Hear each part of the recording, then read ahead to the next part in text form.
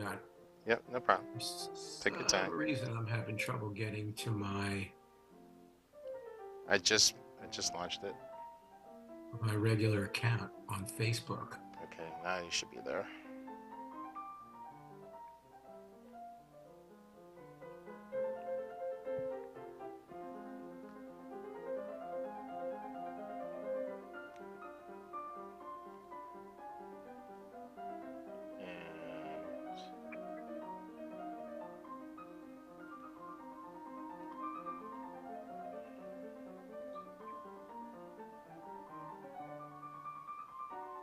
Okay. Oh, there you go. Hang on. Hang on. We're getting there. Okay. All right.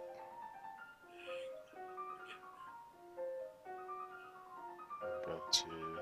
Okay, Jerry, I'm going to go on your timeline. Yep. I see it on YouTube now. Okay.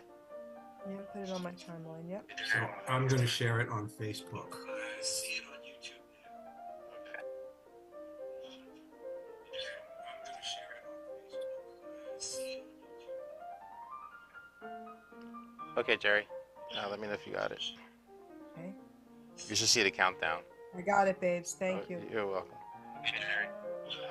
I feel like I'm at NASA. Right, I'm going to do all the shares. Got it, babes. Thank you. You're welcome.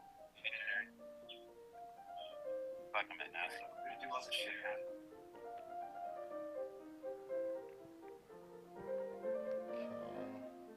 So if I do screen share.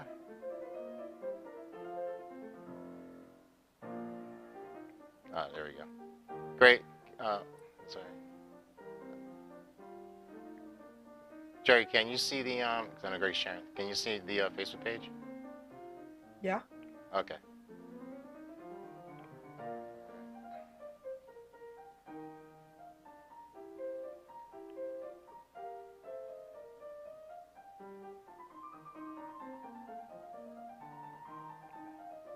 And now I got the videos here somewhere. Oh yeah.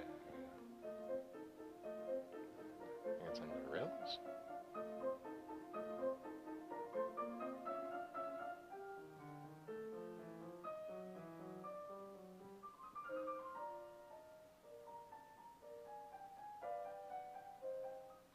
Now it's something here.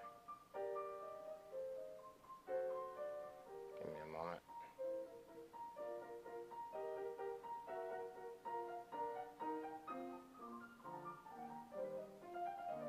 Ah, there they are. Okay, your videos. So Greg, I can I got some things like here I can show the videos too. Okay, got some things like here I can show the videos. You're live, Reuben. Yeah, I know. Okay. Me and Greg always do this. Okay. And if we hear feedback, we do it twice. Yep.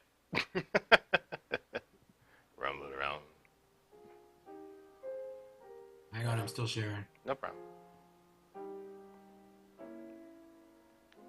gonna try one more thing.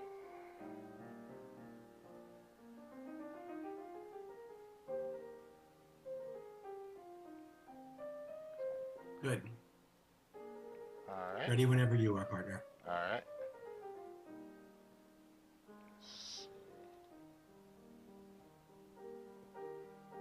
Give me a second.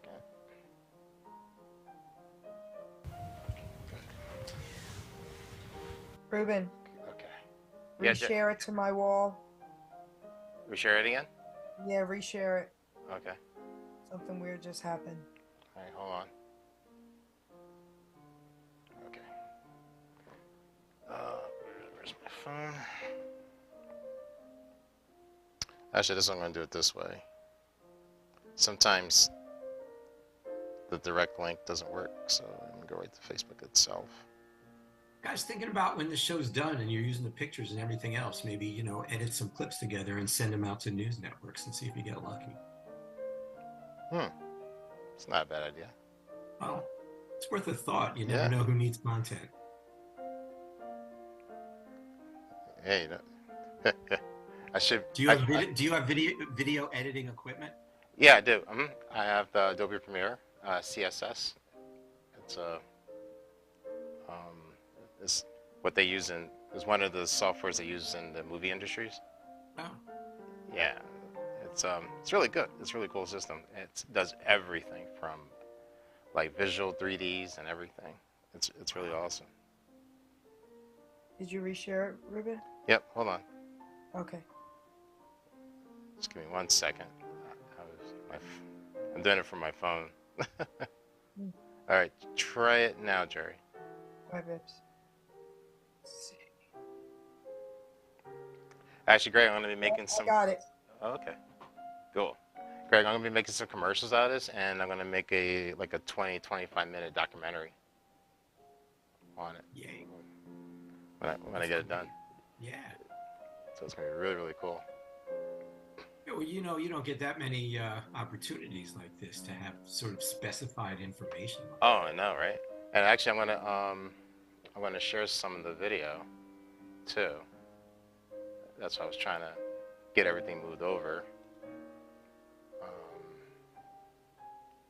Try to see what this is here.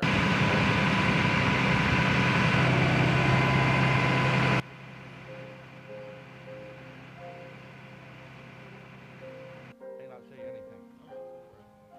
So we'll just stand here. Okay. All right, Greg. Everybody ready? Ready when you are. All right. Well, give me a second. I'm sorry. Where'd you guys go? Oh, there you are. I lost you. I'm managing like 2 screens here. I know. We don't always usually see you visually doing all that. Yeah, Funny. it's funny. Yeah. So bear with me. Now, we just sit here going, come on, come on. Come on. I was like, where did you go? Oh, there you are. Okay. Okay, great. I'm going to start the recording. Welcome, welcome, everyone. It is 6:18 on Monday night, and you're listening to the 219th installment of the Age Out Angels Radio Hour, right here on HamiltonRadio.net, Channel 2. I'm your host, Greg Rapport. If you're new to the show, I'm founder and executive director of Age Out Angels. We're a nonprofit that provides one-to-one mentors to vulnerable youth for the purpose of coordinating the care and services that they need to thrive. We try to help young people who are aging out of the foster care system avoid some of the horrible pitfalls that they're likely to face when they just don't have a proper safety net. And this program is brought to you every week. Same time, courtesy of Doc G. William Saunders and our guest tonight, Reuben Rodriguez, the fine people here at Hamilton Radio. Reuben's doing triple duty tonight. He owns the station. He's running the board, and he's our guest. He's on the big board. Robin's producing, as always. So good to have both of you with me, and so good to have you listening from your computers and in your cars and wherever you are in New Jersey and around the country. You're going to love this show tonight. So please take a moment right now, if you're looking at us on Facebook or YouTube, and hit all the buttons for me. We need you to like and subscribe and share, because I promise you what you're going to hear tonight is relevant to everyone in your world. This topic applies to every single geographic region, including where you live. Needs to be shared, so please share what you're hearing right now. And if you want to know about child welfare and community betterment, this is where you come to get the whole truth. And I promise, what you will hear tonight will not be on the nightly news. In fact, that's actually kind of the point tonight. Reuben and my other guest, Geri Petito, traveled to the southern border to do a photo shoot and documentation, and what they witnessed firsthand are things that go generally unreported on the nightly news. So if you want to get the whole picture, this is where you come. Before we do that, just a couple of items. I have fabulous news about the Bridges to Employment program. Today was such an amazingly exciting day. It's like the first day of a new 8-week session. And if you recall, this is for youth who are in foster care who or may have aged out of the system between ages of 16 and 24. And it's basically an education leading to employment program. So you got to get your high school diploma and then maybe go on to college or go into some kind of specified career vocational training where you can earn an actual living and support yourself for the rest of your life. Have a family, fall in love, all that cool stuff. Education is the key. That's where all that starts. And the Bridges to Employment program is designed to help youth who, for whatever reason, have had a problem getting through high school. You know, maybe it's because you had to stay home and take care of younger children in your family, or maybe it's just because you had a bad attitude. Whatever it is, we honestly don't care. What we want to do is get you out of high school as quickly as possible and on your way towards earning a living. And if you want to know more about this, you can meet me in person once in March and once in April. On March 16th, we'll be exhibiting at the annual Aging Out event held at the Rutgers Law Library in Newark, New Jersey. That's April 4th. That is March 16th. And on April 14th, we'll be exhibiting and presenting the Bridges program at Umbrella's annual event called Passport to Education. Any of you who are familiar with child welfare know that Umbrella is the leader among nonprofits in providing financial assistance for children who are going to college in New Jersey. Passport to Education is probably the largest event of the year for youth in foster care. And Age Out Angels will not only be exhibiting on the floor, but will be presenting the Bridges to Employment program in a separate breakout room that day. So 2 great opportunities for you to really understand the nuts and bolts of this program and understand why school was simply never like this before.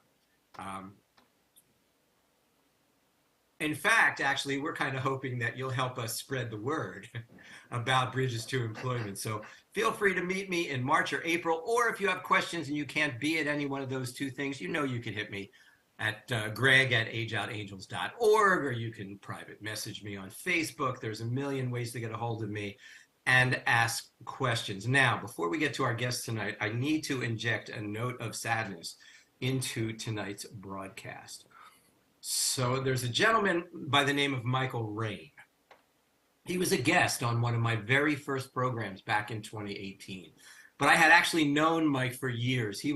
Michael was part of the fabric of the temple that our family attended all throughout my children's formative years. He watched my kids grow up. And anyone who knew Michael knew him as one of the dearest, sweetest human beings ever placed on this earth. And I'm going to get through this, I promised myself. Without crying. But what most people didn't know about Mike was he had a very challenging childhood. And that childhood landed him in an orphanage in Pennington, New Jersey, which turned out to be the last orphanage in the state of New Jersey. And Mike actually had the opposite story of many of our listeners. It was refreshing to hear like a positive outcome. He was relieved when he was removed from his biological home. It was torturous for him there. He enjoyed life in the orphanage. He never minded doing his chores, you know, so he was never on the wrong side of what's commonly referred to as behavior modification. He didn't get abused by anybody. Life was way worse for him at home.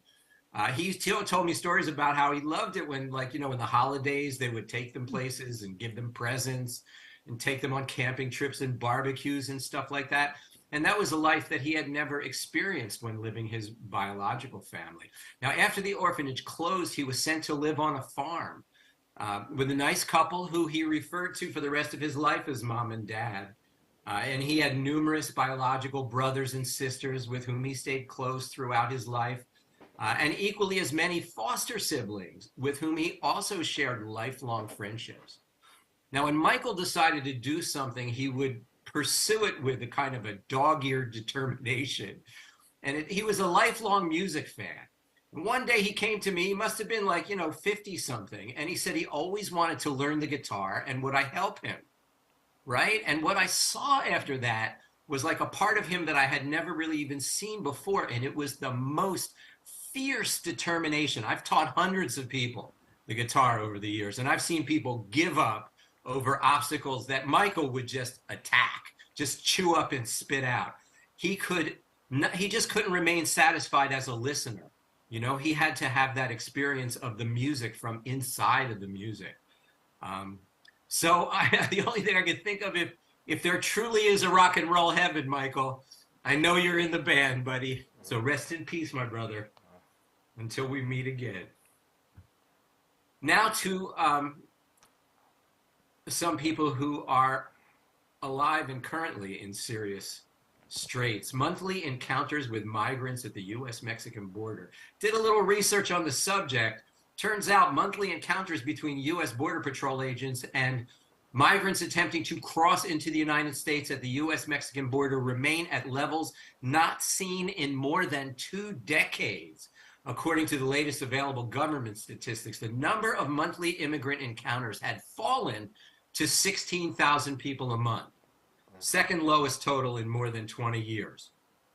In April 2020, shortly after the coronavirus outbreak forced the closure of the southwestern border and slowed migration across much of the world. So the border was slowing down to a trickle.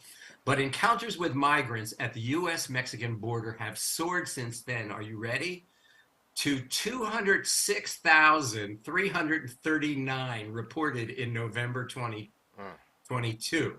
That was November 2022, over 200,000 people a month, according to the latest available monthly data from U.S. Customs and Border Protection, the federal agency that encompasses the Border Patrol. Recently, monthly totals far exceed the peak reached during the last major wave of migration at the U.S.-Mexican border in May 2019. Apparently, there's 2 kinds of migrants, or migrant events, I guess you could say. One is called apprehensions, where migrants are taken into custody in the United States, right, and at least temporarily to await adjudication. Okay, that's Title 8 of the U.S. Code, which deals with immigration law. The other type of encounter is called expulsions, where migrants are immediately expelled to their home country or last country of transit without being held in U.S. custody. And the expulsions are carried out under Title 42. Now, there used to be a lot of them. That's a rarely used code, because that was a code that would be used if it was preventing the spread of contagious diseases. Right. So, for example, when, COVID lockdown and all that happened, Title 42 suddenly became like the most important part of the immigration strategy. I think that's all the numbers we need for the moment, because what we have are 2 people who have actually been to the border, and recently, like this happened in like the last 2 weeks. And so Reuben Rodriguez, whose name you've heard me say probably 219 times on this show. Had the cord snagging up behind my neck here. Okay, Reuben is a filmmaker by trade. He's also one of the owners of the stations, and so he was at the border, and along with him was Geri Petito, who is a life health coach, a health coach, a vegan chef, and a radio personality who works tirelessly to spread the good word.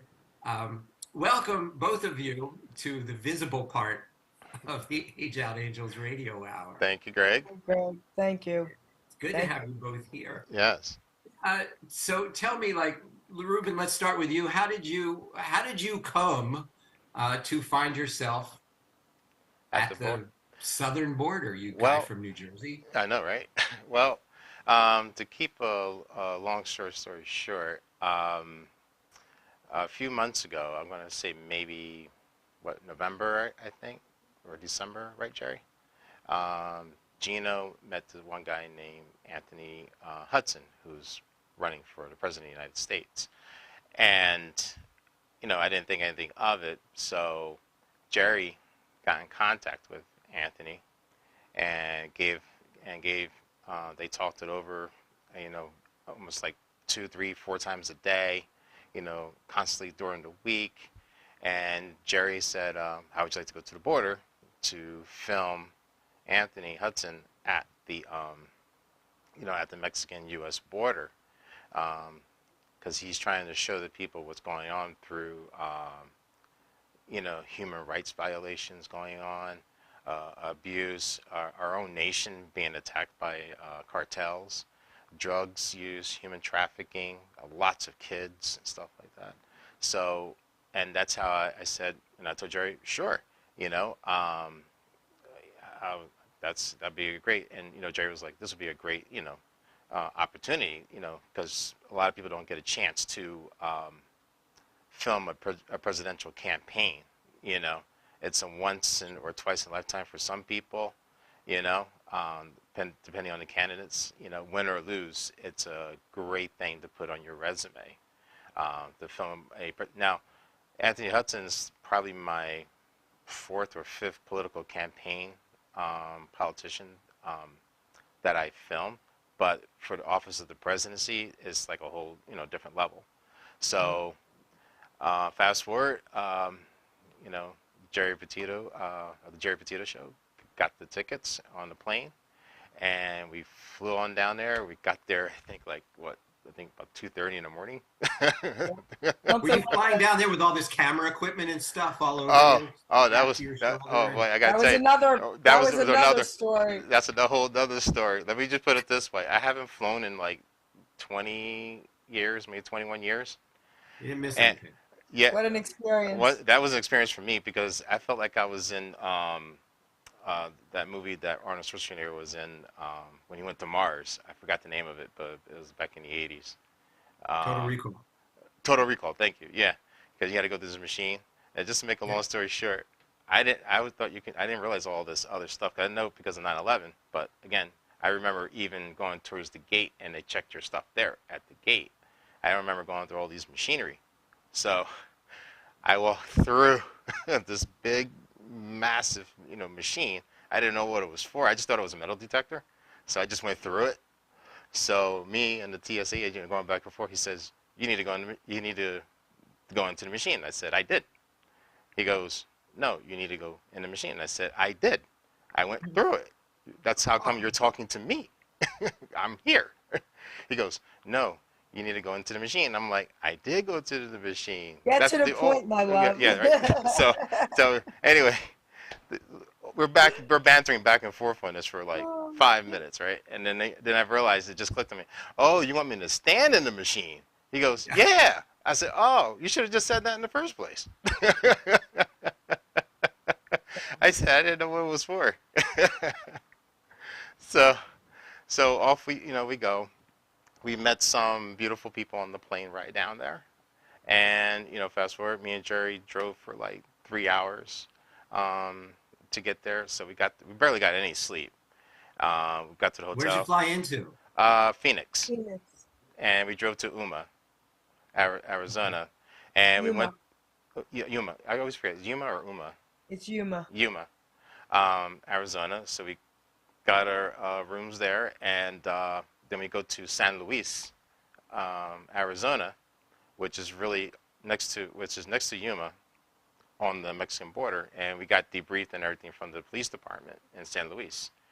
And I got to tell you, Geri probably knows their names better than I do, but the police department there. The guys were beautiful.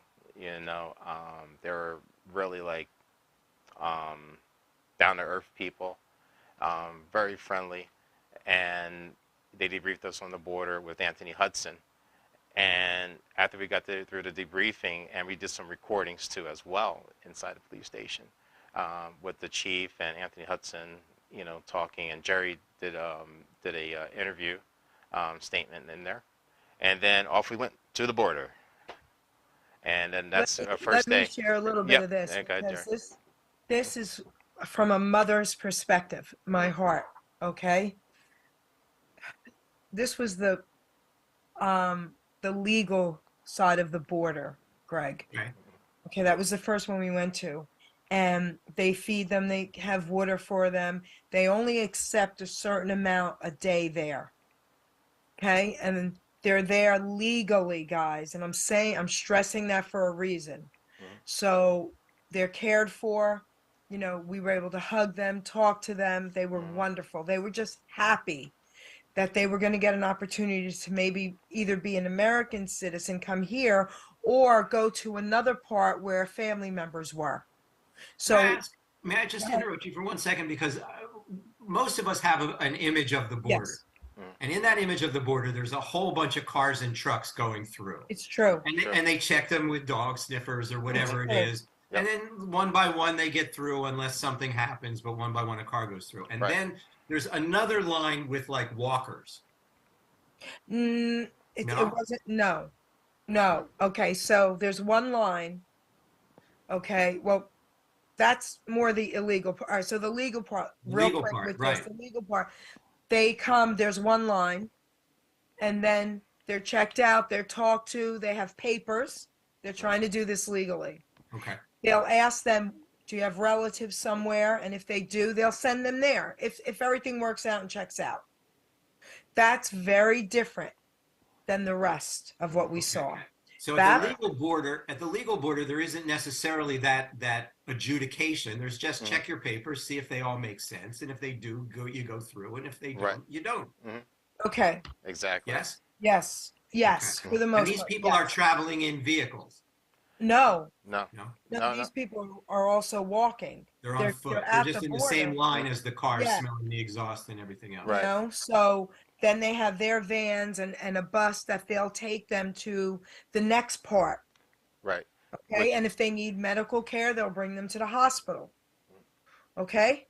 Okay. So then if everything's approved in the legal part, and if say they want to go to Florida, they have family members there, they will get them a ticket and send them to their family. So were you impressed? Like, did you say, With hey, that, man, I was. cool, this thing works? With that, I was. The legal part, I was impressed. And again, I met this beautiful man who is you know, he donates his time for the charity for the coalition, and he helps all these people. I have a picture of that guy too. I'll bring it up. And he gave me money from China. People from all over the world come there. So that I was very impressed with that part. But then we went to other borders after that. Same day? That night we went same to night. one. Yep. Then the next morning, then the next night at midnight, and then I mean, it was endless. We never slept. And what we saw there, that was heartbreaking. Now I'm going to share something with you, and then Reuben, you take over and share your side of this. Sure, go. So I'm going to share something with you. Hundreds and hundreds and hundreds of them within 2 hours. It never stopped, coming from around the wall. Okay? Now, they're all lined up, and there's a reason they're there illegally. Okay? I'm just going to say that. Some had infants with them, lots of children. Some of them were dressed in designer clothes. Some of them have thousands of dollars on them trying to come in illegally. Okay, hold that thought. Hold that thought. This part was the sad part. The saddest part, I should say. Two things happened. All of a sudden, we see 4 children on the other side of the pond, bay, whatever. Yes. Running together. When they finally got to us, the little girl was only 7. The oldest boy claimed he was 17. He was probably 13 years old. And this was the story they said, which we don't believe. They said they didn't know each other until they met on the trail. They said her mother abandoned her and her father was somewhere in the U.S. They weren't related, and they were dressed fine. They were walking for 2 months, they said. That is not true. They were dressed fine. She had a bag with water bottles. They had backpacks. They were probably, what we were told, dropped off just a half a mile on the other side of the wall by the cartel. Those are the kids right there. There's the kids right there. And said, go do what we're telling you to do. Now, Greg, this is what happened. The one boy that had the backpack, his pockets were bulging. And I said, does he have drugs on him? And they said, well, do you want to search him? The Border Patrol said that to me. And I said to the sheriff, I said, I don't have a problem searching the child, but what happens from here? Well, what happens here if I find drugs on him?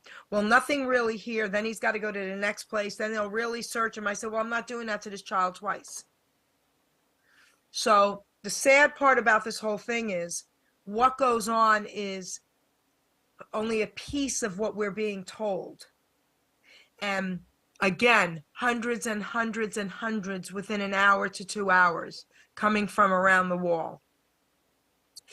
And then she started crying hysterically, and I'm hugging her. Anthony Hudson's hugging her, assuring her it's going to be okay. Is she bulging as well? You could tell they all had stuff. You could tell. Yeah. So she was only 7. Imagine that. Yeah. What these poor children are brought into. Show the tree again, Reuben. Can you show the pictures of the tree? Oh, okay. I was actually going to the video of the kids. Okay, but show the tree first. Oh, okay. Hold on. Let me go. There's the boy. He was with. Actually, let me do this first, and then I'll show the tree. Okay. So we learned something horrendous. There you go. A ver, más para verla. ¿Picha? ¿Qué es eso? ¿Como dinero? Sí, es dinero. Money. Money guatemalteco.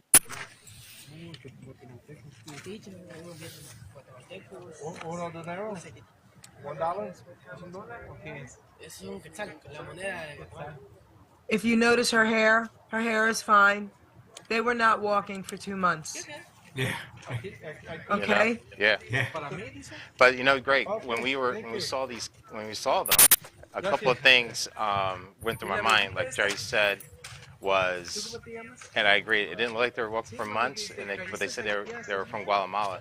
Now, a couple of things we thought about was, the gang, the cartels that are there, could have cleaned them up and put them in cars and drove them up because, a lot of them had clean clothes and it just didn't seem right. You say you travel for 30, 40 days. We are so live right here at the U.S.-Mexican border, and these children are from Guatemala, and they just crossed over from Guatemala. I'm sorry, I repeated myself there. If you've been traveling for 5 days that way, you stink. That's right. Right. I mean, you know it. People would know it when you're about half a block away. Exactly. It just didn't, it didn't We seem found right. out something horrendous as well with the trees that we didn't get to see these trees. These were photos that I got, but we were told all about the rape trees. Now, these trees are the ones that Reuben flashed. He'll bring them back to us with bras, underwear, panties, all hanging on these trees. They're called the rape trees, okay? And they are letting the women know you're going to go where we tell you, and you're going to be raped sometimes 10, 12, 15 times a day, sometimes by 10 different men, and you have no say, and your children and your husbands are going to be made to watch. So that happens daily. And, what these people are experiencing, going through, we can never imagine. And there's the trees, you see? And they cleaned them up because there were tons, they said, on them. They cleaned them up, okay? So it's like their trophy tree letting you know what you're going to be in for. Now, the cartel, this is what we learned. Oh, actually, go ahead, Jerry. Go ahead. Okay, what we learned about the cartel, then you speak, Reuben. The cartel will come to your office, say, right? And with a big bag of money. Says, here's a big bag of money. Will you accept this? So in our minds, we're thinking absolutely not. Well, if you do accept the money, they own you. But if you don't accept the money, they wait till you go out to the parking lot and they kill you. So it's almost like you don't have a choice. Right. And it's heartbreaking because, again, so many children were involved. Now, the Trump wall. Keep it there, Reuben. The Trump wall. There you go. Anthony's signing under the plaque. That plaque up top has Trump's name on it. That was where the first wall was built and the beginning of it. Okay? Mm-hmm. And there's That's Jerry, Anthony Hudson. and that's Anthony Hudson, the guy that's running, nonpartisan, of course.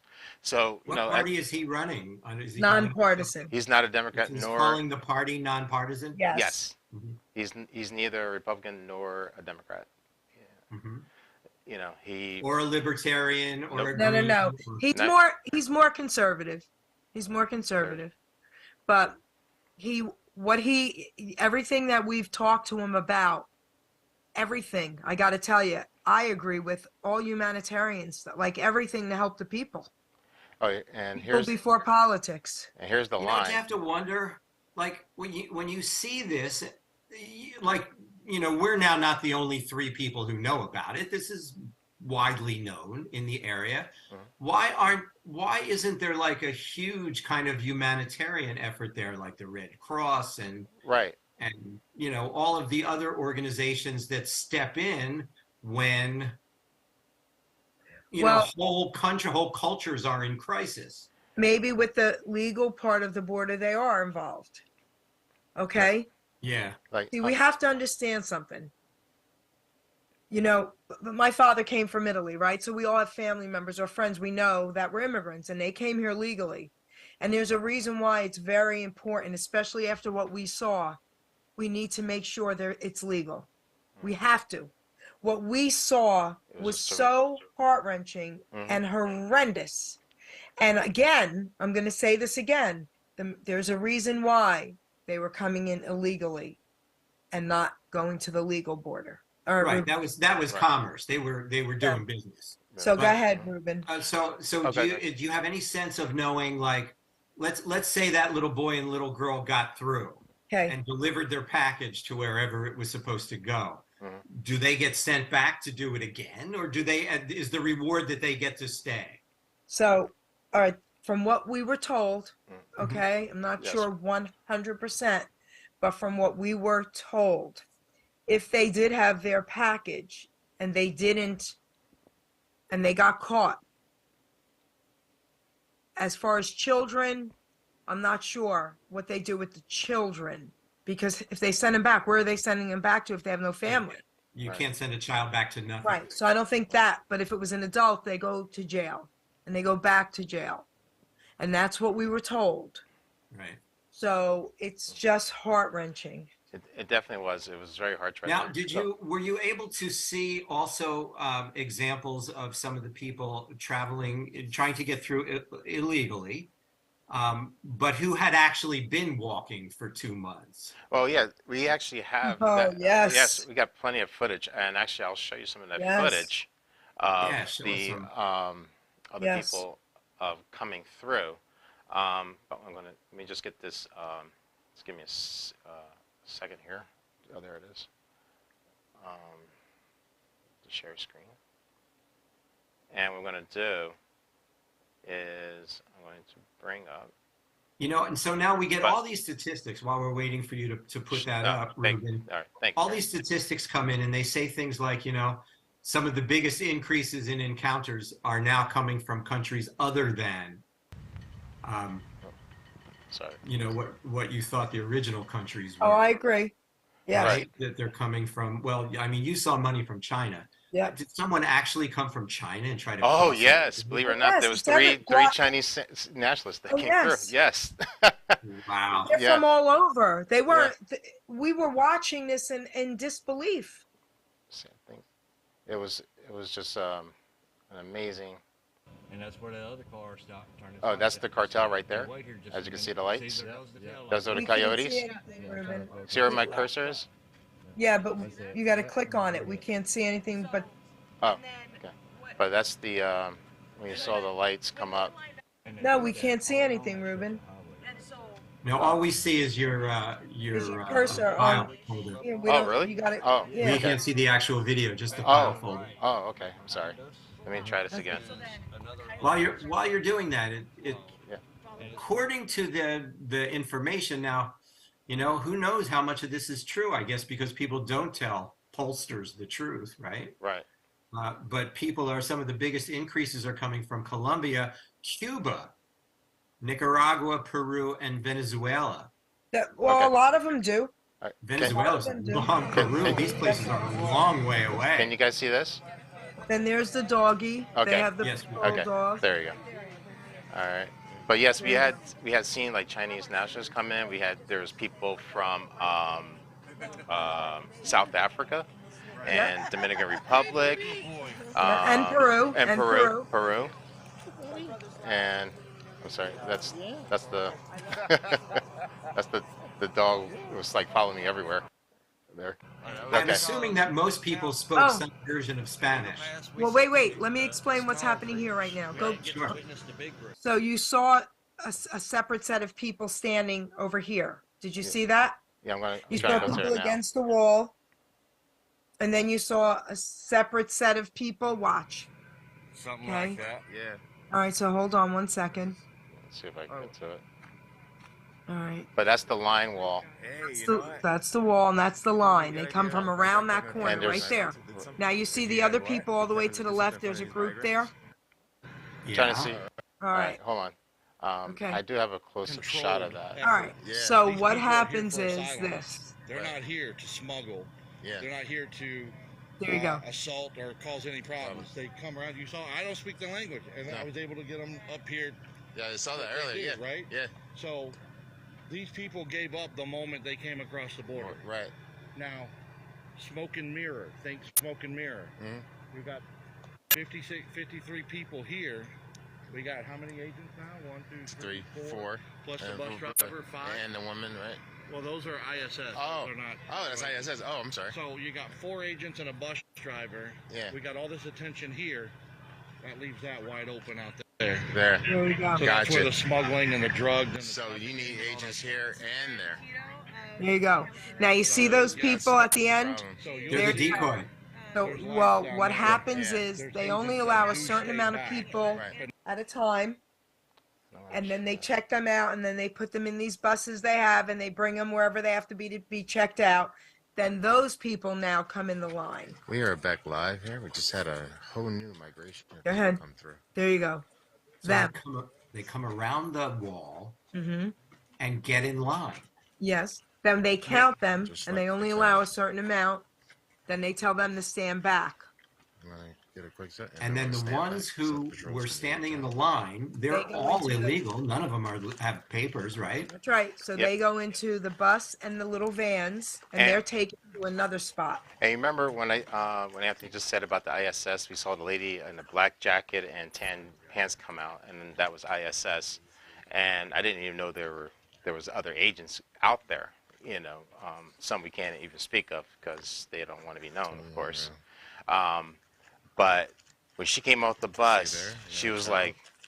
like, "Okay, you guys, I want that group and I want this group. You go on the bus over there, and then you go on the bus over there. You wait in the line there. This group gets in the van over there." So they were separating everybody All right, I'm from, gonna put I my guess, phone down for a minute. and the people that didn't have paperwork or something like that. I think that's the ones that they put in the back there because that's where the Chinese were in the back there. Okay, here we are. We are back here. And I'm just going to And fast forward a the little bit here, time Greg. is-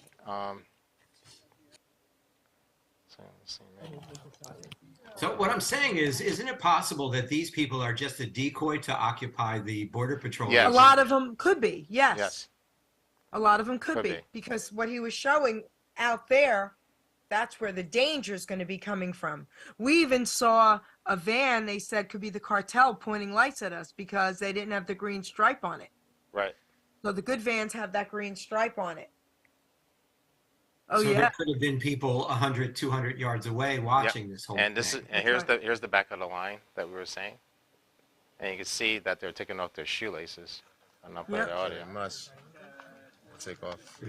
Taking off their shoelaces. And this Yes. is why.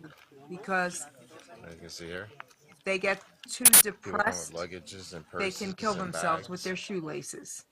They don't take their belts. Well, No. they probably do that as well. But I think they probably did that at the processing station because they did say Yeah. that they do their changing of clothes. But for now, because they're traveling on the bus, I guess there's something with the shoelaces Yeah. for safety, and they all were ordered to take them off. You know. So to you've been proceed forward. traveling, you've been walking for a month, Mhm. going through horrible things just to turn the corner of this wall Yep. and essentially get arrested. Yes. Exactly. And a lot of them, you can see, I'm going to play another part of the video where you can see a lot of them look very distressed. You know, some of They're Yeah. pawns. They're You know. pawns in a game someone That's else is playing. Well, you That's know, right. well, if I bring the video back some, if you see back here, where am I, in this darkness? In the Well, darkness. that's the Indian reservation. And what happened, from what we were told, is that when they, when the coyotes send these people over here, there's trafficking, like drug and human trafficking going That's on right. on the on the Indian reservation. And I know you said not, I'm not going to get too political, but this is what the Border Patrol had told us, and also the San Luis Police, that when that the native tribe there, and this is not even on the news, Right. the native tribe wants the government to do something about the human trafficking and drugs coming on their land because they're destroying the vegetation, the animals, and so forth on Indian reservation. But when they said they would put the wall up to stop them from coming through, I guess the chief or somebody at the native reservation said, no, we don't want a wall there because I think they said animal migration was not the animal migration.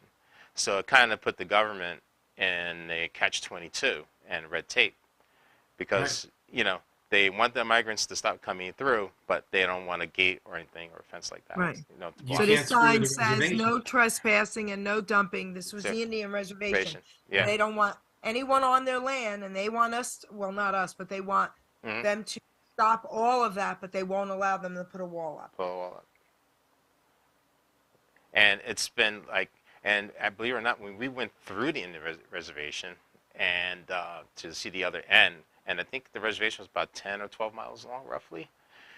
And on the way back was kind of scary because on the Mexican side of the border, and there was lights just came on the other side, and they were actually trailing us as we were as we were going back, even though we were on American soil.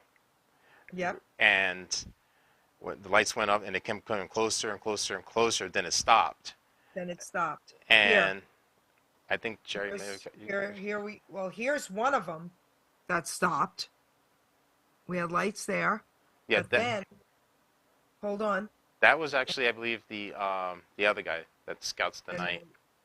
Movies are made of this stuff. You're out there and an ominous car turns its lights on in the darkness. Oh, and to top it off, we knew it was a pickup truck because we saw someone with a flashlight, flickering the light back and forth like a SOS type signal.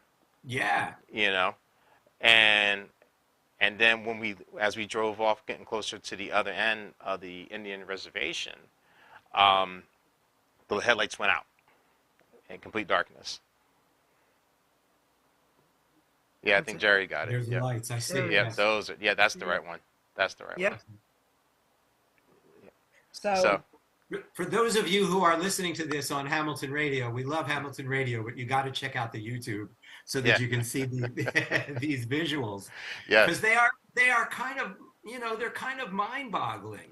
Isn't it? You're showing us a picture of two very different worlds. Right. One world is we'll call it the world of light, right? Where there seems to be a process. Might not be a great one, might have a lot of flaws, and we can argue that till the day is long, but there's a process there. Right. Then you have the dark side, which I think is appropriate since it seems to happen more at night. Yeah. Yep. There was a lot going on at night. Like the illegal thing happens under the cover of darkness. Right. And at night. It happens during the day as well. It does. But it wasn't as much during the day. Not as much. We went during the day as well, but not as much. At night, it was endless. So if you're a cartel. Hey, everyone. Good morning. Yeah. I'll stop if you're going to play the video. I'll talk after. Keep going, Greg. Because there's a part I want to show. I'm just saying, if you're a cartel, right? Mm-hmm. And cartels, let's face it, have more money than God right now. That's all they have. They're made of money. Right. And so they come into your house and they throw a bag of money in front of you. And if you're a poor, I don't know, Mexican family or Venezuelan family and you see a bag of money, it's sort of hard to say no to that. I mean, we can in our wonderful suburban lives, we can look at a bag of money and say, ethically, that's wrong. I don't think I'll take advantage of that. But then they'll kill you. Be a Venezuelan housewife with a husband. No, but Greg, then they'll kill you. Then they'll kill you. No one can say no. Right. Actually, I've heard that story in America too, where there's a pile of money and a gun. You get to choose. Of course. There you go, sweetie. You got it. And that's heartbreaking, right?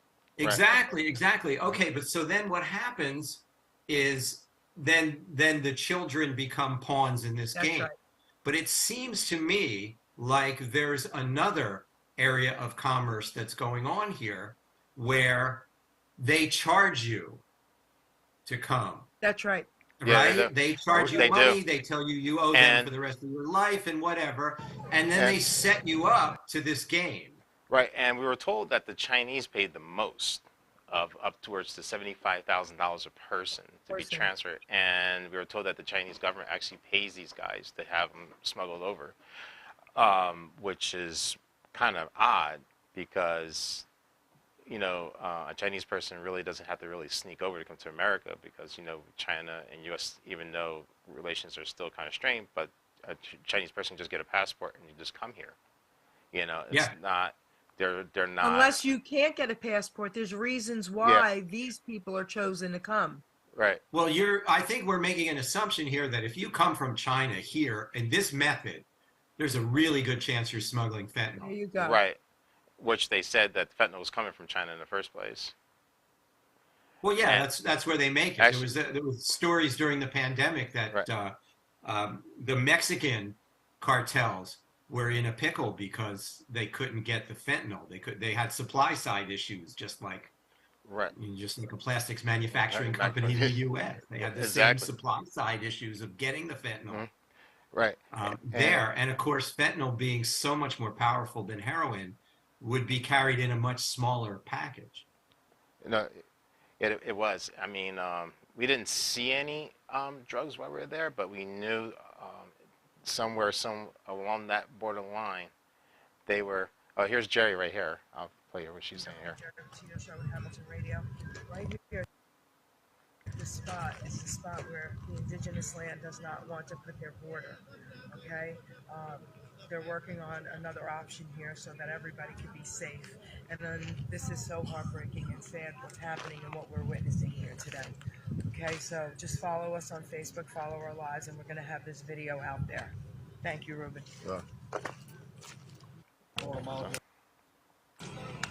So, and you can see at the other line here, people right here from a far shot. So how much time did you spend in the illegal world? Most of the time. Most of the time. Yeah, most of the time. It was, I mean, we've seen women with, I remember this one lady, she had I know I had a photo of her somewhere on here, but she had a bruise the size of like a croissant, and she had like a little tiny Band-Aid just covering it. It was about the size of the palm of your hand, like from here to here, and it was like, it was red and cut up and everything, and she had like a little tiny Band-Aid going over it. And I was like, wow. And you should have, like, I was trying to find the part of the video that shows. Right here? Oh, here we go. And a lot of them got passports. Of course, we don't know if they're legitimate passports or No, not. no, we don't. All right, here we go. And here we are live at the border. And all these people here Reuben, watch out, you're about to back into are seeking asylum. I can't not show the border agent. I am not allowed to. But you can see all the kids that are here. And a lot of them got passports, as you can see. Yeah. He's coming to America. God, I wonder if they're like happy and excited, like they're thinking, you know, this is just another step in the process. In America, they take your shoelaces. They're scared. All of them were scared. They're all scared? Yeah. Yes. Yeah, a lot of them were just like, really. It was. I mean, that fellow in the previous shot was hiding it really well. He had a big smile on his face, like, I finally made it to America. Some of them did. The legal part, they were all smiling. Right. When I was still filming, he turned around. They weren't smiling. Right. A lot of them weren't not smiling at all. Yep. And it was just like, you could just tell that, you know, especially a lot of females, you could just tell, you know, it's just even hard. It's hard, you know, even hard for me to even say the words, but they probably were. Yeah. Yep. You know, and you could just see on their face and their look, you know, and trying to. Well, you can tell that they're unaware when they start the journey, right? Like if you were female and you were doing this, knowing what we know, Right. Would you present as female? Would you what? I'm sorry? Would you, knowing what we know, right? Yeah. And if you're a female who's about to embark on this journe, would you clothe yourself and present yourself as though you were female? I mean, if I was female in that situation, I would present as male. See, Greg, actually, So you see this lady right here? Yeah. She looked so distressed right there. Whoops, Yeah. I'm sorry. I missed it. Right there. This one right here with the ripped jeans and everything. Yeah. And I believe something happened with her on the journey up. And yeah. But Greg, as far as your question, it's not so easy for them to all of a sudden try and look like a guy. Do you know what I'm saying? Mm-hmm. Yeah, I mean, not all of a sudden, but when you're doing the prep for the trip, cut your hair, strap your boobs, right? I don't even know if they have too much prep time. They don't know. Yeah, that's right. They don't know. Yeah, they just don't know. Sometimes I think some of them, as soon as if they're holding your family hostage or something like that, there's no you got to go right away, right? And endure all that unhumanitarian torture. It was just so sad. Now this is the big bus. Yep. That they have. This takes the majority. They count them. And then they have the little vans. Here you go. Yeah, those are the vans that they use to separate the groups. And I think the white vans are the ones who might have some suspicion with or didn't have any paperwork, like the Chinese nationalist people. Yes. Yep. And I was just like, wow. And I'm like, how come this is not on the news? This is not broadcast on any news network at all. No, we're not shown. No. We're not shown any of this. No, not at all. No. And also, I want to tell you, the wall that's behind them is about 40 feet high. Yeah. And there's an additional 6 feet on top of that as well, and it's flat panel. And I think the guy, and correct me if I'm wrong, Jerry, but I believe the guy said maybe 6 to 10 people try to attempt to climb it, but a lot of them don't make success over it. So they rather find the gap in between the wall because it's easier. So they said the wall works because it controls them, but it's like they don't want to complete it, but it makes the job easier for the Border Patrol, because they don't have to go down to one section and another section being occupied with all these immigrants while the cartel are bringing everything over the border. Okay. And go ahead. I'm sorry. Oh. Well, as we get closer to running out of time. Oh wow. I think usually when I say that, Reuben goes, "Oh, thank God," but not tonight. Not tonight. Yeah.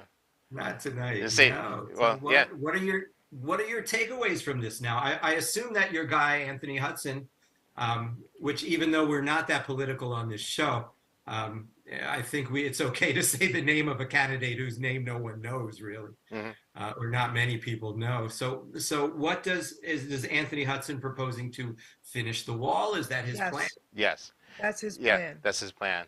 There's sections of the wall that he even said they could have got done in 2 weeks. That's right. There's so many gaps, and we even went to California and Mexico border, and there's a secondary wall gate that actually I'll try to see if I can show it to you real quick. Give me a second here. There we go. Did you find it? I'm looking. Well. Yeah, I'm gonna just go on my pictures here. Okay. Let me just move this over here. Let me close that out. Go to photos. I'm just wondering, do you know the name of that Indian reservation? I'm looking at a map right now. I think it was called Copapa. Cocapa. That's it. Yeah. Cocapa. Indian reservation. Right there, you can see the two walls. Yeah. Right there. And if you know, you can see that I illegally snuck over to Mexico because where I'm standing is Mexico. Yep. Right at this moment, you're illegal. Yeah. We were illegal in like 5 different spots. Spots. Yeah, It's exactly. okay. It's It's okay. okay. Even the Indian reservation, I went behind the wall Yep. with Anthony because why wouldn't we, right? Right.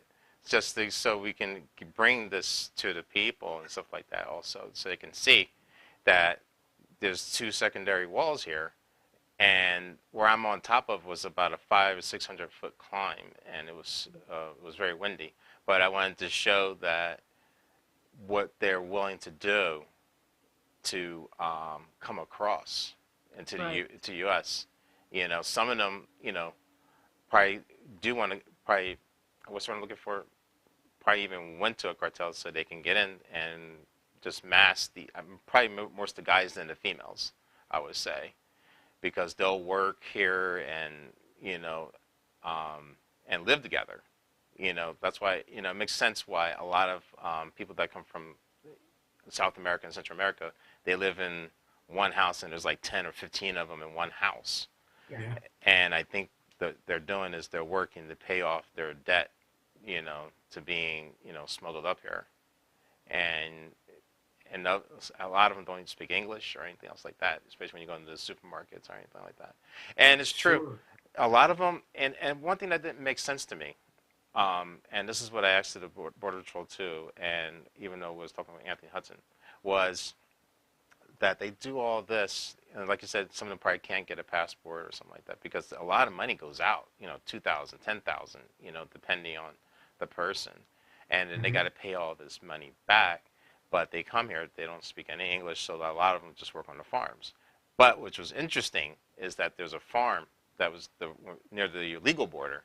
There was a farm there, a broccoli farm and green onion farm. And they were Mexican, not migrants, but they were able to get visas to work on the farm, you know, next door.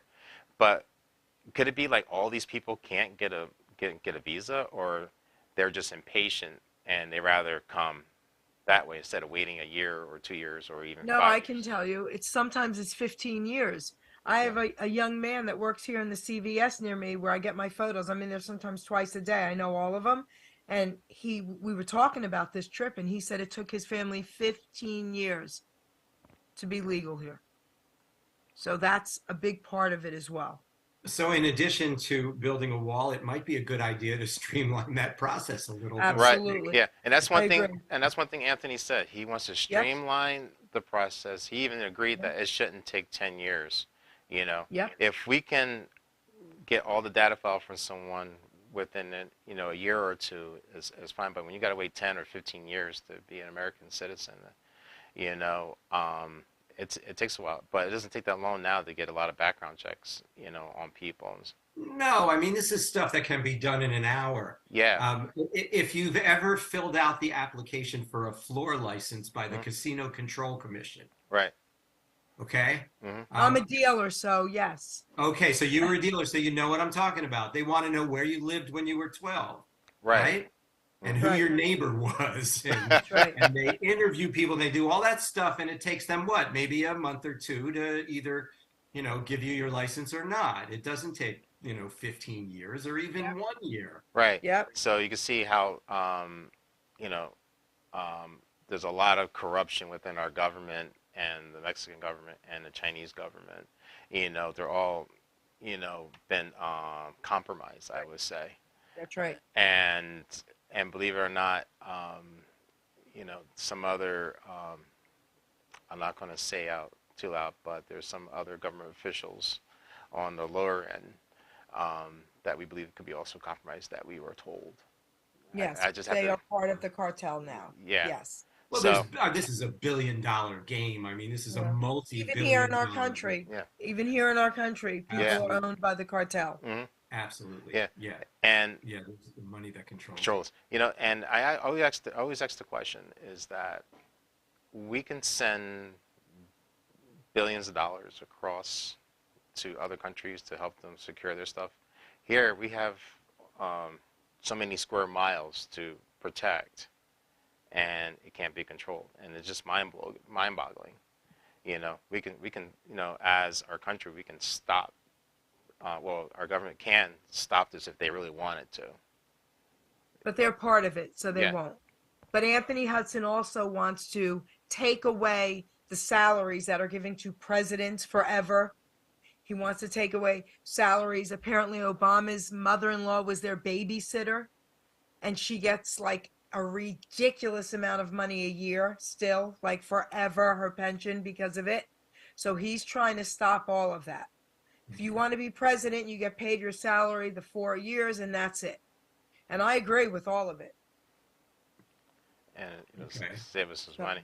But you know, until you know we can, you know, all do something, you know. And I'll be honest with you, I really feel bad, especially for the kids. Of course. You know, and I'm going to say this, that one little girl that was 7 years old, I don't know if anybody caught it, but when she fell, when they were running, I think she almost slid into the canal. Yeah, she almost did. She almost slid into the canal, and that canal was probably like 8 or 10 feet. The girl was only like 3 feet tall. Yeah. And so we need to stop stuff like that.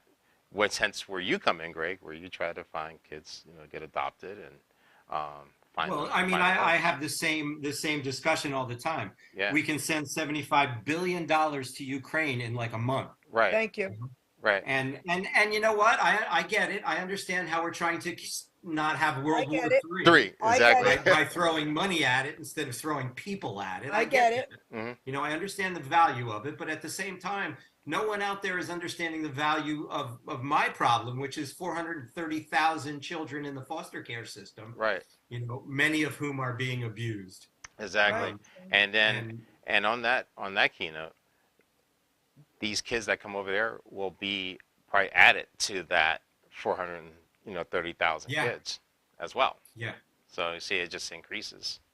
And it's unless they just get trafficked right from the start, right? Well, that's the plan, that they get trafficked right from the start. Mm-hmm. On that happy note, ladies and gentlemen, sadly we are out of time. Yeah. Reuben. Yeah. Thanks to my guests, Reuben Rodriguez and Geri Petito. You guys give us a slice of life that we just are not able to get elsewhere, and we thank you so very, very much for that. Thank you. Thank you, boys Greg. and girls, we're off next week. I'll be traveling back to New Jersey, so I'm going to take next Monday off.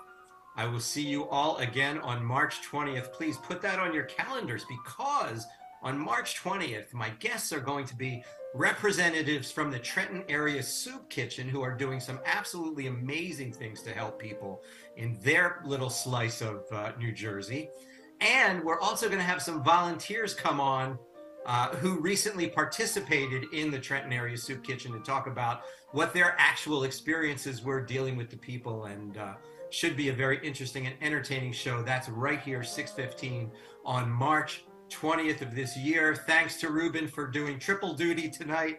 Thanks to Robin for producing. Music provided by Mozart. I don't know why he does it, but he must need the money. Join me again in 2 weeks, please. And until then, stay safe, and let's make these 2 weeks the best 2 weeks ever. Good night, everyone.